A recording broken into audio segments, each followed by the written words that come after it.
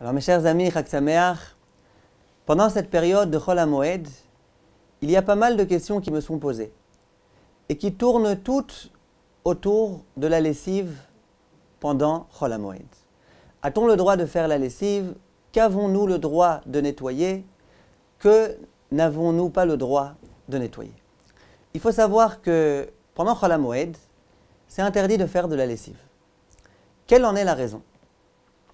La Gemara, dans le traité de Moed Katan, l'explique, et elle dit que c'est pour que tout le monde soit bien habillé à l'entrée de la fête.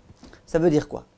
Si jamais on avait dit que pendant la période de Chol HaMoed, c'est autorisé de faire de la lessive, il y a pas mal de personnes qui se seraient dit, bon, en veille de fête, on est occupé, on a plein de choses à préparer, on doit construire la souka pendant Sukkot, on doit bien nettoyer toute la maison quand c'est avant Pessah, il y a la cuisine, tout doit être préparé, etc. Il y a pas mal de personnes qui vont se dire, bon, la lessive, c'est pas grave, on va la laisser pour après. Ah, mon vêtement, il est un petit peu sale, c'est pas grave, c'est pas grave. Pendant le premier jour de la fête, il sera sale, ensuite pendant Chol HaMoed, je ferai ma lessive, et tout rentrera en ordre. Chachamim n'ont surtout pas voulu ça.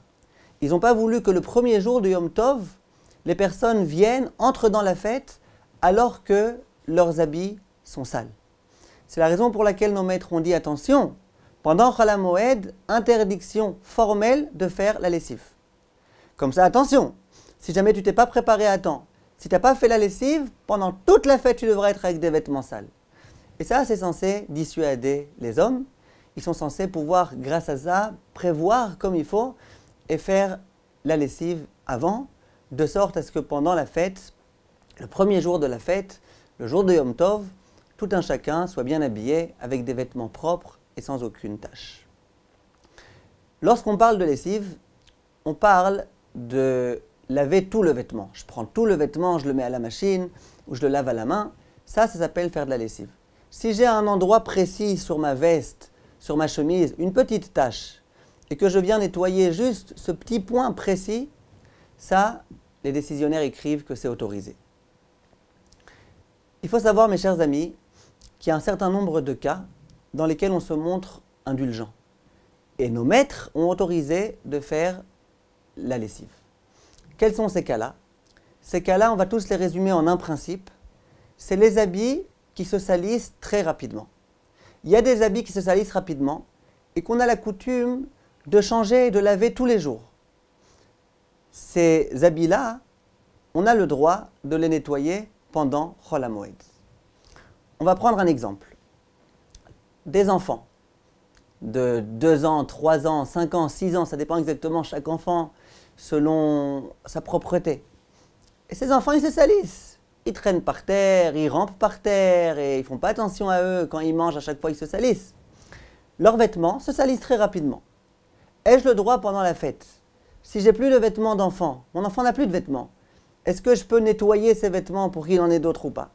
Réponse, les vêtements des enfants, il n'y a aucun problème de les nettoyer. Pourquoi? Parce qu'ils se salissent rapidement. Et alors quoi? Ça change quoi s'ils se salissent rapidement? Je sais que vous aimez comprendre les halachot. Il faut essayer d'expliquer un tout petit peu. La réponse est la suivante. Toute la raison pour laquelle on a dit qu'il fallait absolument interdire de faire la lessive pendant Chol HaMoed, c'est de peur que les personnes se disent « Ah, c'est pas grave, moi je ne laverai pas avant, je me reposerai sur Chol HaMoed. » Et c'est pourquoi on a dit « Attention, pendant Chol HaMoed, tu ne pourras pas. Tu veux faire de la lessive, tu la fais maintenant, avant. » Ça c'est vrai pour des vêtements qu'on a l'habitude de laver une fois toutes les 2 semaines. Or ces vêtements-là, effectivement, ces vêtements-là, la personne risque de se dire « Bon, je ne laverai pas avant la fête, je la laverai pendant. » On lui dit « Attention, hein, tu veux laver pendant, on ne t'autorisera pas. Que tu rentres dans la fête quand tu es impeccable. » Par contre, des vêtements qu'on a l'habitude de laver tous les jours.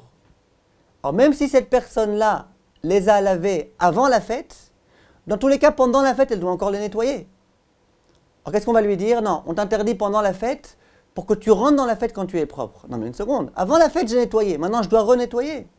Pourquoi? Parce que c'est des vêtements que de toutes les façons, on lave tous les jours. Donc c'est la raison pour laquelle, dans ce genre de cas-là, on autorise. Il y a d'autres cas où on autorise, par exemple, dans les mikvaot. Dans beaucoup de mikvaot, la coutume, c'est que chaque femme qui vient se tremper, on lui donne une serviette. Alors, vous imaginez bien que tous les jours, on prend ces serviettes-là, qui ont déjà été utilisées, et on les met à la machine. Dans les mikvaot, ils n'ont pas assez de serviettes pour tenir pendant une semaine sans faire de lessive. Dans ces endroits-là, disent les décisionnaires, on a le droit. Parce que ça s'appelle des vêtements qui se salissent rapidement, qu'on a la coutume de laver au quotidien, et donc c'est autorisé. Pareil dans les hôtels. Un hôtel qui appartient à un juif, et dans beaucoup d'hôtels, tous les jours, on change les draps. Il n'y a pas assez de draps pour tenir pendant une semaine. Alors là, pareil, beaucoup de grands décisionnaires ont autorisé de procéder à la lessive de ces draps-là, parce que c'est des draps qu'on a la coutume de laver au quotidien. Lorsqu'on procède à cette lessive-là, qui est donc autorisée, on a dit, c'est autorisé de procéder à la lessive, par exemple, des vêtements d'enfants, c'est autorisé de procéder à la lessive, par exemple, des nappes, ça je ne l'ai pas dit, mais les nappes, la nappe du seder, c'est certain qu'elle va se salir. Avec le vin, avec la charosette, avec tout ce qu'il y a à table, c'est sûr que ça se salit. Et les nappes, ça se salit, tous les jours ça se salit, en général tous les jours on les change. Si j'ai pas assez de nappes pour tous les repas de la fête, de Yom Tov Rishon, de Chol HaMoed, des dernières fêtes, alors j'ai le droit de laver. Au moment où je lave, j'ai le droit de tout mettre dans la même machine. Ça veut dire, j'ai le droit de mettre dans la même machine les vêtements d'enfants, les nappes que je vais devoir nettoyer parce que j'en ai besoin à nouveau pour les autres repas. J'aurai le droit de mettre toutes ces choses-là dans la même machine. Par contre, mettre plus de vêtements, ça j'ai pas le droit. Par exemple, si jamais je sais que pour jusqu'à la fin de la fête j'ai besoin de 5 vêtements, je n'aurai pas le droit d'en mettre 6. Si par exemple je fais une lessive pour les enfants, je pourrais me dire, puisque de toutes les façons je mets une lessive pour les enfants, et de toutes les façons j'appuie sur le bouton, alors ça change quoi si je rajoute par hasard une chemise à moi adulte? Réponse non, tu n'as pas le droit. On t'a autorisé pour les enfants, on n'a pas autorisé ne serait-ce qu'un vêtement de plus. Lorsqu'on vient sécher ses vêtements, d'après la halakha stricte, on a le droit de les sécher même à l'extérieur, sur notre balcon, sur notre terrasse, il n'y a pas de problème. Pourquoi?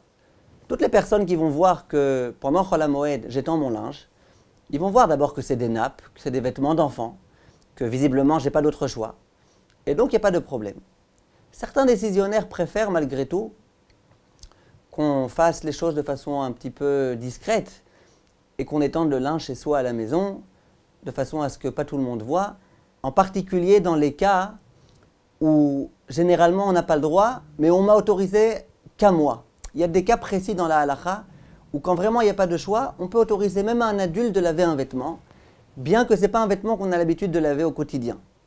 Alors dans ces cas-là, en particulier, on demande de faire tout de façon la plus discrète possible. Voilà, ça c'était un point important. Maintenant, en dehors de cela, tout ce qu'on m'autorise de laver les vêtements des enfants, c'est uniquement pour la fête. Je n'ai pas le droit de laver les vêtements des enfants pendant la fête pour après la fête. Ça c'est sûr. Maintenant pareil, si jamais j'ai un enfant, il se salit tous les jours, il faut lui changer son tricot, tous les jours il faut lui changer ses vêtements, ses chemises, etc. Maintenant cet enfant-là, il a 20 chemises. Alors, vous imaginez bien que je n'ai pas besoin et que je n'ai pas le droit de laver ses vêtements. On m'a autorisé de laver ses vêtements, justement, parce que si je ne lave pas, il n'y en aura pas assez, et que c'est des vêtements qu'on lave tous les jours. Si moi j'en ai plein, alors là on ne m'autorisera pas. Par contre, je tiens à préciser, ce n'est pas la peine, avant Chol HaMoed, d'acheter 20 vêtements. Il y a des personnes qui vont se dire, pour être mahmir, pour ne pas avoir besoin de faire des lessives, je vais acheter plein de vêtements, plein de nappes, plein de tout ce qu'il faut, pour que je n'ai pas besoin du tout pendant la fête de le faire. Ça, disent nos maîtres, ce n'est pas obligatoire. On ne m'a pas obligé à acheter plein de vêtements pour que je n'ai pas besoin de faire la lessive. On m'a dit une chose, il y a des vêtements que tu as le droit de laver, il y a des vêtements que tu n'as pas le droit de laver. Sauf que tu n'as pas le droit, tu n'as pas le droit. Sauf que tu as le droit, tu as le droit. S'il t'en reste beaucoup, alors ne fais pas la lessive. Mais ce n'est pas la peine d'être prévoyant et d'acheter beaucoup de vêtements pour éviter ce problème-là. Dans le même ordre d'idée, il y a des personnes qui vont en vacances. Ils vont en vacances et puis ils n'ont pas le droit dans leur bagage de prendre trop de vêtements. Et ces personnes-là, elles se disent, attends une seconde, à la maison, j'ai suffisamment de vêtements pour les enfants. C'est vrai, j'en ai assez. Mais j'ai pas de place dans la valise. Alors, qu'est-ce que je fais? Est-ce que je prends tous les vêtements des enfants que j'ai à la maison, de sorte à ce que pendant Chol HaMoed, quand je me trouverai à l'étranger, en déplacement, que je n'ai pas besoin de nettoyer? Ou est-ce que non, je prends la quantité que je prends habituellement. Si en général je prends 4 vêtements, j'en prendrai 4. Et puis le moment venu, au moment où tout va être sale, eh ben je nettoierai. Disent les décisionnaires, c'est exactement comme ça la halakha.